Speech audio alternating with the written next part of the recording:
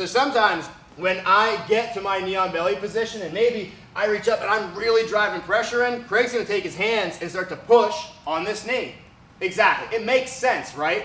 This is where all the pressure is. He wants to try to relieve that. The problem is he's exposing this arm. So what I'm going to do is punch my hand through to the mat, grab on his tricep, and pull him up onto his side. Notice, when I do this, my knee stays planted in his chest. If your knee comes off, that's okay. It's basically like doing the far side armbar from side control, and that's fine. But if you can keep it here, it's more uncomfortable for him, it's better for me.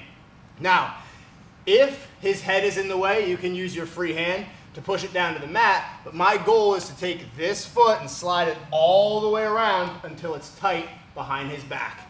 So when I pull him up, I slide this all the way around until I'm basically sitting and I have his shoulder in between my legs. I'm going to pivot and sit back to my left. But a small detail that I like to do from here is use my free hand and grab on his belt before I pivot. Reason for that is he will most likely be trying to go for the hitchhiker escape if I don't do this. So what I'll show you is, if I go to sit back, he's going to turn this thumb down and he's going to go for his hitchhiker, and he's out. I'll give you an example. Which, by the way, that's how you do the hitchhiker escape if you guys are unfamiliar with that. If you try to do this to me, I will be halfway through my hitchhiker escape before your ass even hits the mat. So you're going to have to grab on the belt. And there's no reason not to. So right, if I'm really driving the knee in, he starts to push up, punch down, I collect.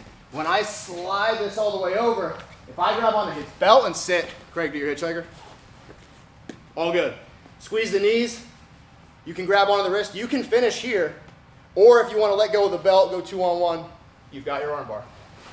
There's no downside to grabbing the belt, except that it's not there in no gi. But we're wearing a gi. We might as well do it. It's good practice to do that. Anytime, by the way, you're going for an armbar, if you grab onto the belt, they won't be able to hit that hitchhiker escape. So it's always a good idea, if you have the belt, to go ahead and grab it. So again, maybe I'm really driving the pressure in. Craig pushes up on my knee to try to relieve some pressure. I'm going to punch through, grab the back of his tricep, and pull him up onto his side. Keep the knee in his chest the whole time, if you can. If it goes down to the mat, it's not the end of the world, but it's better to keep it here. Now I slide my foot all the way around, and it has to stay tight to his back. Now I'm going to pivot as I grab onto the belt, sit back. My left foot stays tucked under his lat. My right leg is over top of his head.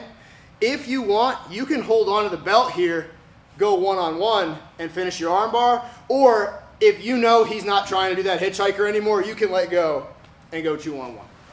Either way, both will get the job done. Good? All right, on 3, 1, 2.